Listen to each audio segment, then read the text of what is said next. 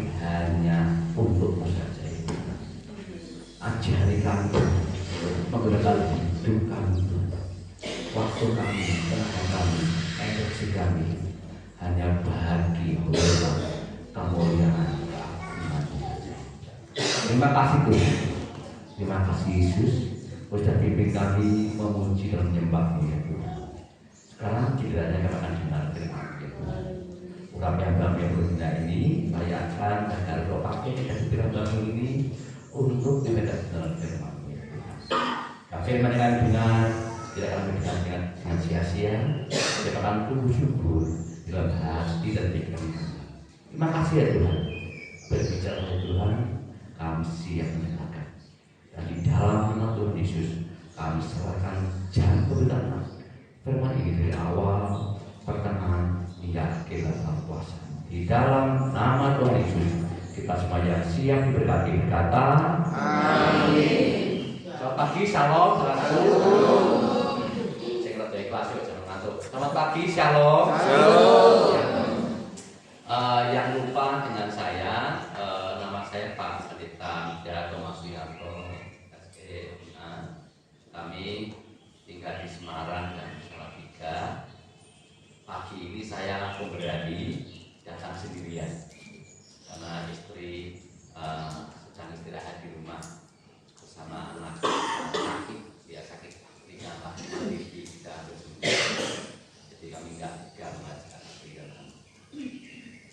Sekalian kami sudah berapa lama ya, sudah setahun kali ya tidak dengan saudara. Nah Tuhan Pak Gembala memberikan waktu untuk kami bisa melihat saudara pada pagi hari ini. Saudara, saya akan bicara dengan saudara pagi ini tentang perang ya, ikhlas menjalankan perang. Kita buka kitab kita di dalam Matius 26 ayat 39. Ya, Matius 26 ayat 39.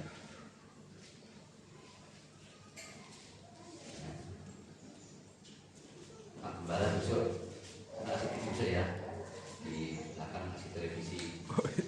Ya, enggak kasih televisi ya. Di berita ini.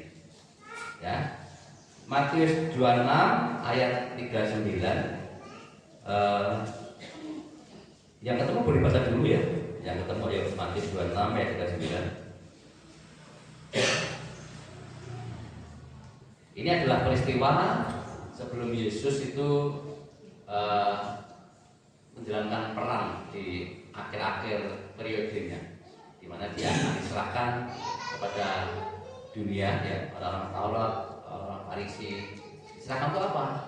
Untuk dianiaya, untuk disiksa, untuk dipermalukan. Pada ujungnya harus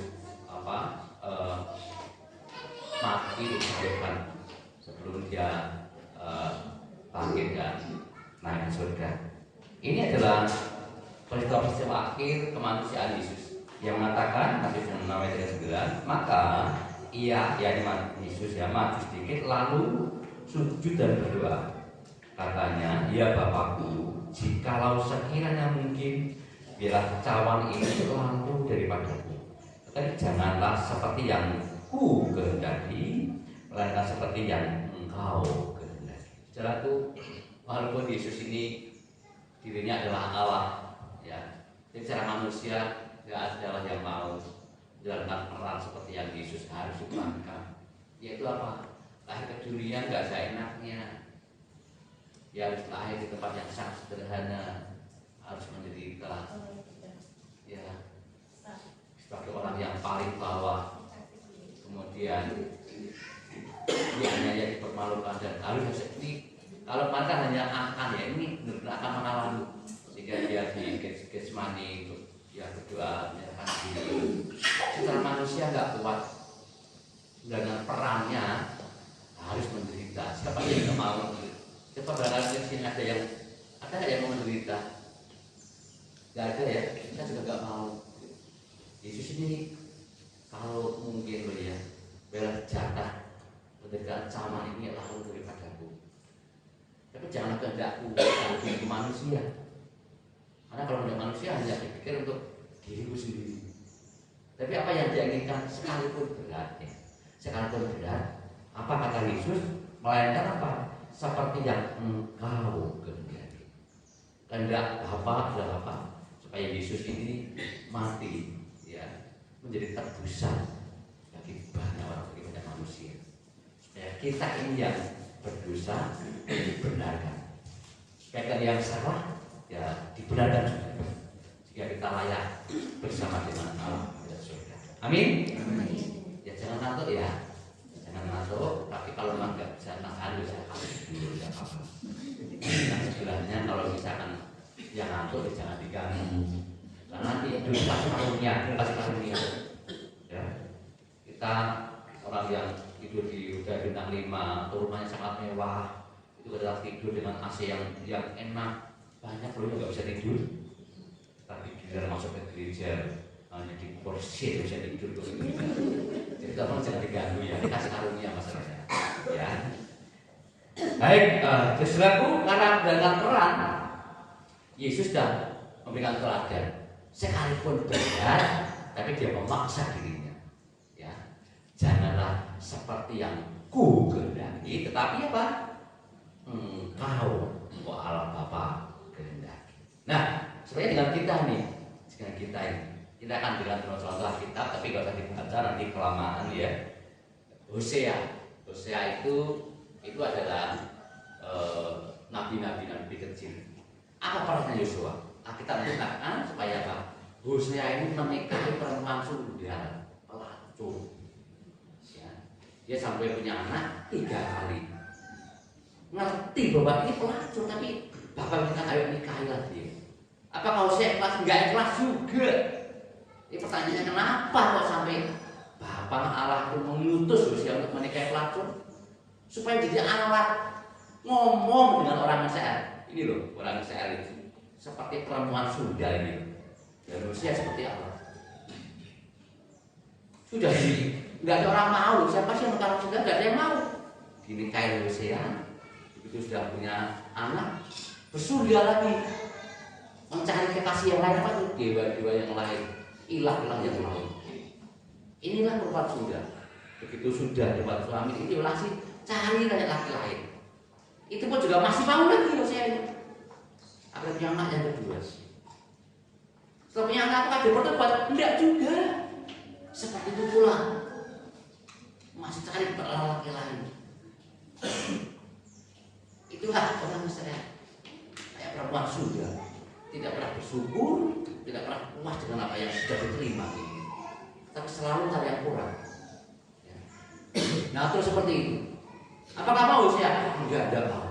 Tapi itulah peran yang harus dia kerjakan. Tapi akhirnya dia juga tak sampai mati mengerjakannya, menikahi perempuan sundal punya anak. Peran yang kedua, kita buka ya. Ini yang saya suka banget ini. Yohanes 9 ayat 1 sampai dengan 3 ya. Yohanes 9 ayat 1 sampai dengan yang 3. Ya. Ini saya sangat suka banget ya. Waktu Yesus sedang lewat, ia melihat seorang yang buta sejak lahirnya. Murid-muridnya bertanya kepadanya, "Rabi, siapakah yang berbuat dosa, orang ini sendiri atau orang tuanya, sehingga ia dilahirkan buta?" Apa jawabnya Yesus? Jawab Yesus, bukan dia dan bukan juga orang tuanya, karena pekerjaan-pekerjaan Allah harus dinyatakan dalam dia. Siapa sih yang mau jadi orang buta? Nggak yang mau. Pertanyaannya, itu salahnya siapa? Bapaknya jangan-jangan ya, sehingga akibatnya anaknya buta. Atau anaknya sendiri yang buta? Salah kali. Bapak tidak gampang menghakimi. Bukan bapak juga bukan anaknya. Tapi itu juga Allah pengen dinyatakan dalam dia.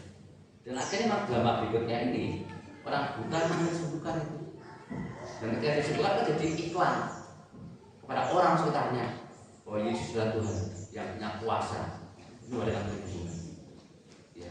Artinya pekerjaan-pekerjaan dinyatakan dalam si anak ini. Ya ini juga pernah yang saya pakai ini untuk apa? Mendoktrin anak saya. Kebetulan saya itu punya anak yang sangat istimewa, yang lahir seperti Betty ini. Tadi saya sedang ngomong sama Betty, gak sempurna fisiknya.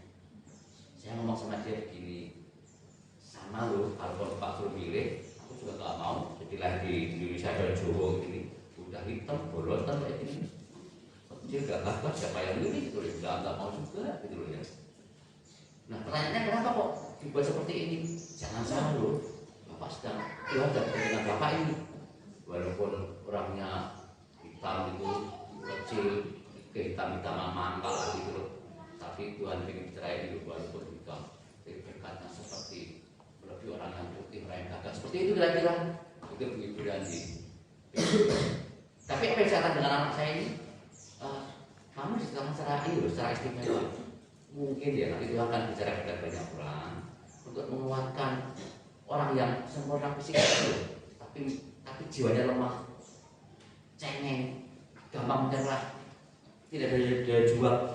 Mungkin sedang bicara kepada mereka lewat kehidupan. Kalau kamu mau dipakai, bagaimana caranya? Ya bagaimana realita. Sekalipun kamu fisiknya nggak sempurna, coba kamu menganggap bahwa sempurna. Ayo lakukan apa yang kamu bisa. Tuhan kita tuh nggak tuli kok, nggak bisa melihat perjuanganmu, dia akan memampukan seperti yang kamu pikirkan. Puji Tuhan dulu, itu anak saya itu selama 20 tahun itu dia nggak mau terima keadaan.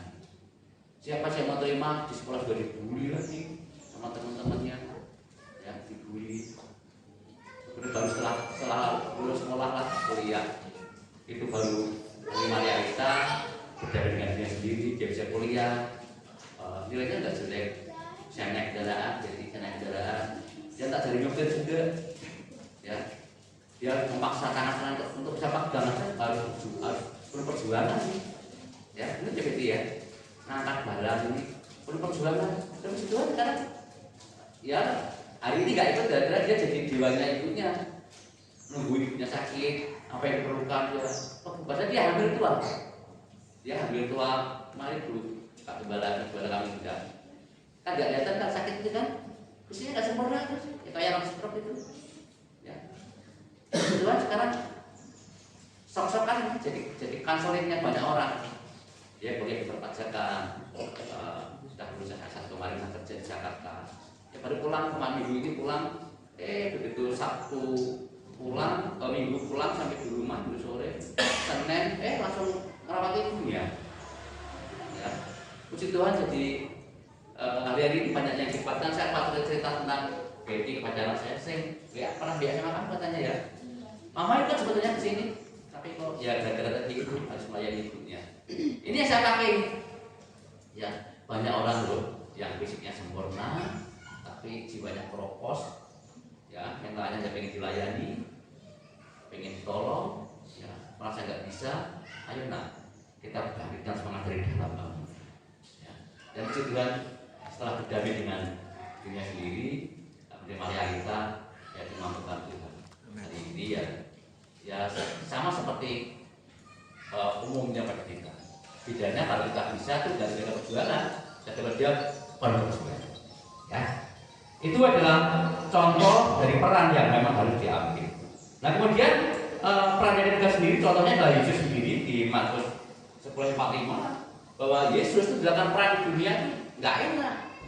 Dia harus lahir ke dunia, kemudian lahir di kandang domba, kemudian tadi saya bilang berkali-kali harus tidak mengalami masa yang enak, harus menderita, dianiaya, dipermalukan, dikhianati, dibohongi, ya. Kemudian akhirnya juga harus menderita di kayu salib, mati di kayu salib. Itu perannya dia. Untuk apa? Untuk menjadi tebusan bagi manusia kita semua. Karena kita semua ini tanpa pengenalan diri, kita ini adalah manusia yang berdosa, yang tidak layak di hadapan Allah. Sehingga hanya Allah sendiri, ya, rohnya Allah, Sang Firman tadi itu datang sebagai manusia untuk menjalankan peran sebagai korban dosa. Nah, saudaraku, apa pelajaran yang bisa kita ambil dari ikhlas menjalankan peran tadi itu? Ya, jadi yang pertama disadari atau tidak sadari bahwa kita ini datang ke dunia ini menjalankan peran kita masing-masing. Ya, walaupun kamu sebagai orang lemah, sebagai orang kuat, sebagai orang miskin dan kaya, pintar dan bodoh, semua ada jatahnya masing-masing. Ya, kita mengatakan di 1 Korintus 12 ayat 14 sampai 18 bahwa namanya tubuh ini ada mata, ada tangan, ada kaki, ada perut, ya, ada telinga, ada hidung. Semua dalam peran masing-masing. Yang tidak enak, yang paling tidak enak itu adalah peran yang paling belakang, paling belakang dulu. Hanya jadi tempat warna kotoran. Sudah nggak enak lagi, tapi nggak pernah ditampilkan lagi. Di belakang dulu, ditutupin lagi. Tapi dia nggak boleh protes, karena perannya di situ. Coba kalau itu protes nggak mau coba, mau keluar lewat mana coba, ayo putra kita. Untung dia mau. Nah, kadang-kadang kita juga diharapkan memang dipanggil untuk dalam peran kita masing-masing. Kita semua orang Jawa ngerti kan wayang ya. Wayang itu ada janoko, ada Gatot Kaca kan. Dan Kaca dia bisa terbang. Apa mungkin ada berpasang, penuh dengan kewibawaan, punya kontak untuk kesuburan bisa terbang gitu. Montorojo bisa ambil bumi. Janoko, siapa Janoko tahu nggak? Arjuna. Apa perannya juga? Bagus, bujurnya akeh. Ini wayu lagi, lana langit jagat. Semua enak semua ini kan. Sekarang gantian perannya jadi Gareng, Petro, Bagong. Bagi rakyat jelata yang tidak punya mata dan apa-apa, Lembu, Canggih, Togok, Bilung. Itu nggak ada artinya. Mau nggak kamu jadi Togok Bilung? Dia nggak bisa lawan arus. Ya memang jadi Togok dan Bilung harus jadi Gareng dan Petro dan Bagong, jadi Canggih dan Lembu. Ya. Coba kalau nggak ada Limbu sama Canggih, nggak ada Petro sama Bagong tadi itu, yang namanya bukan wayang lagi. Ya, nggak ada acara goro-goro, Semar dan anak-anaknya, Celometan, Nyinggung sama-sama, nggak ada lagi. Memang perannya harus seperti itu, tidak boleh melawan arus. Nah pertanyaannya, ikhlas enggak? Kamu dari peran kamu. Tadi kalau tubuh kita, yang pangkat kita ini, dia mau dan peran dia nggak nolak juga. Wayang nggak bisa juga dia udah mati. Nah kita ini udah hidup, dikasih Tuhan akal dan pikiran. Kadang-kadang untuk melayani itu adalah pilihan. Ya, itu pilihan. Mau menerima peranmu sebagai apa yang kamu terima hari ini, ya masalahmu hari ini. Jangan-jangan juga sedang peran yang sedang Tuhan tugaskan berdua. Mau nggak peran itu? Ya. Kemudian yang berikutnya lagi harus memang ikhlas ya. Dalam peran seperti teladan Yesus tadi. Dan yang paling penting tadi adalah apa? Tadi wayang dan tubuh kita dari itu sebagai pantat, warna takut dan sebagainya harus ikhlas dalam peran. Saudaraku, ketidakikhlasanmu dalam peranmu hari ini tidak menolong menjadi siapa-siapa. Jadi semakin memberontak dengan keadaan yang sudah terima hari ini, itu akan semakin lama proses. Saya ini cerita ya, 23 tahun yang lalu ya, ketika saya punya anak yang sama seperti Dede ini, beratnya di kampung, ya, ekonomi juga sedang ambruk-ambruknya. Saya harus tiap minggu memeriksa anak ini, saya ke dokter fisioterapi, juga lagi. Anak ini ketika tumbuh remaja, anak menjadi pemberontak. Berontak itu apapun yang baik yang keluar dari mulut saya selalu dilawan, karena di luar dia selalu ditekan, dibully teman-teman seangkatannya. Jadi pelamisnya di rumah biasanya. Ya, nggak enak, nggak enak. Ya, ketika itu ekonomi saya sedang bergerak satu-satu. Nah, puji Tuhan saat itu saya sudah berdamai dengan keadaan saya. Saya ngomong sama Tuhan, Tuhan tidak apa-apa Tuhan. Sekalipun saya kan cerita ya, jadi hidup saya tahun 2000-an itu serba kekurangan. Ya, jadi saya untuk makan nggak bisa makan nasi ayam nggak berani, tempe aja cukup. Ya, untuk mandi ya sabun dikurangi, sabun gift, sabun look saat itu ya, berpasangan itu loh. Kalau membayi jangan pakai rinso mahal. Pakainya apa kalau tahun 2000-an itu kenapa? Daya. Itu berat. sampo emeron. Saya ingat jadi tak sedemikian rupa supaya cukup Anda. Tapi satu hal yang tidak bisa khawatir, saya doa saya, Tuhan berkata Tuhan bukan seperti itu doa saya. Tuhan, saya memberi siapa dan memberi apa? Yang tak pangan dulu Jono, tapi Jono orang Tuhan aku memberi apapun yang kau suruh Tuhan. Dan lumayan dulu aku belajar murah hati, belajar hati itu memberi. Ya. Nanti saya beberapa kembala masih TV Pak, saya nanti Bu jangan langsung diem aja. Kita langsung enak ngomong kok, kita ikut berlatih. Nggak apa saya nanti Bu ya. Saya udah berlatih seperti itu. Ditekan keadaan, tekan ekonomi, ya. Kita kan tadi keadaan dengan pasangan rumah tangga, aduh gak enak. Tapi ketika berdamai dengan masalahnya, masalah saya hari itu, puji Tuhan, proses Tuhan itu langsung mengirim, dipercepat. Kata firman bahwa akan naik terus bukan turun, dengan tujuan saya ini. Ya, aman sejak malam dan sebagainya. Puji Tuhan bro, kenapa sampai hari ini? Ya kami sekarang ada bisnis di Semarang, ada karyawan banyak lah. Dari bulan di Salatiga aja bangun bisnis sudah ada 30-an kita karyawan. Oh saya juga berawal dari apa? Berdamai dengan masalah. Tahun 2000 kemarin itu berdamai dengan masalah. Ketika kita jalan dengan masalah, saya tidak tahu ya masalah ini, masalah keuangan, masalah pekerjaan, masalah keluarga, ya, masalah kesehatan. Ayo pemberontakan kita sekali tidak akan menolong kita. Mungkin kamu sudah berdoa juga, tapi kok tidak dijawab juga. Dan titik akhir mungkin kita ngantuk untung sama Tuhan. Sekali lagi itu sudah tidak akan menolong saudara. Percuma berdoa yang berdoa tiap minggu. Aku jalur ini juga akan menjawab Tuhan. Wasah Tuhan-Tuhanan, wasah tujuan-tujuanan, ngambek akhirnya murtad. Sekali lagi itu juga tidak menolong saudara. Pengalaman saya adalah apa? Ketika berdamai dengan masalah, dia mari kita kata Tuhan, jadilah kehendakmu, jangan seperti yang aku kehendaki. Karena kalau yang aku kehendaki hanya bicara soal masalah daging itu jelas Anda makan, soal materi, soal kehormatan, soal harga diri. Hanya itu, tidak jauh dari itu yang kita pikirkan soal daging kita. Dan kalau pikiran Tuhan mau pakai kita dengan yang ada pada kita. Amin. Amin.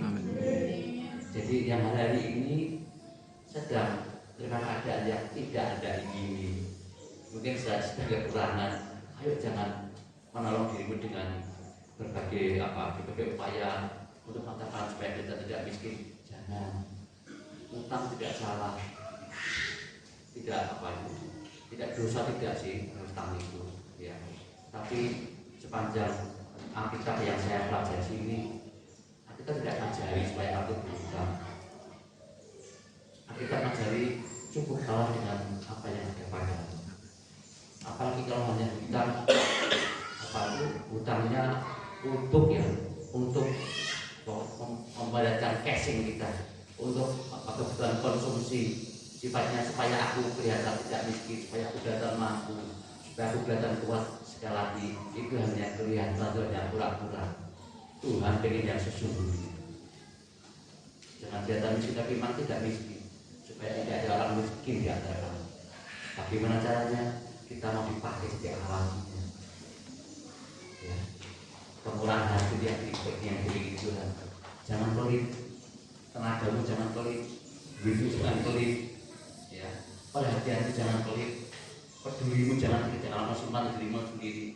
Kita eksplor, karena Tuhan itu adalah Maha Kasih.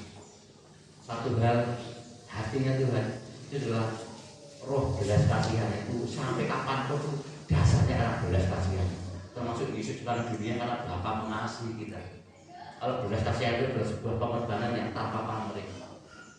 Coba kalau kita ambil apapun masalah hari ini ya, apapun derita hari ini, coba dibalik pura-pura tidak lihat masalah hari ini. pura-pura tidak lihat apa yang kamu alami hari ini. Ayo berikan sesuatu apa yang dari diri kamu. Berikan, baik itu perkataan yang bisa menyejukkan, kepedulian, orang yang segitu kan dihiburkan. Ya, kita memberi dengan apa yang kita punya, dengan apa yang kita bisa, tenaga kita kira-kira kita coba kita berikan. Ayo pura-pura nggak lihat masalah hari ini. Ya, awalnya pura-pura tidak lihat masalah lagi. Awalnya pura-pura tidak melihat masalah hari ini. Tapi suatu hari nanti bukan pura-pura, tapi masalah itu banyak di masih dirinya. Amin. Sini pastor. Amin. Amin. Ya. Ini firman ini adalah firman benar-benar hidup nyata, terutama setelah mempraktekkan dalam manusia. Ya. Banyak orang yang dikejar banyak orang manusia yang pengen dikejar adalah kehidupan, berkat, dan kekayaan, kemuliaan, semuanya adalah itu. Dan percayalah, ketika kita ikhlas dalam peran kita sebagai alatnya dia, semuanya itu akan firman akan disampaikan akan diberikannya kepada kita. Dan yang diberikan itu melampaui akal logika kita.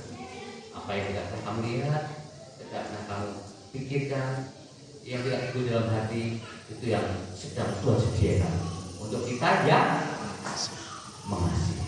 Nah, ngasih kita rasa harus berkorban. Amin. Amin. Saya panggil pemain musik, solidar singer ada di depan. Ya. Saudaraku, apa penekanannya? Penekanannya adalah ayo ikhlas dalam peran kita masing-masing. Walaupun hari ini sudah jadi proses, lagi-lagi mungkin masalah keuangan yang paling berat, mungkin ya. Masalah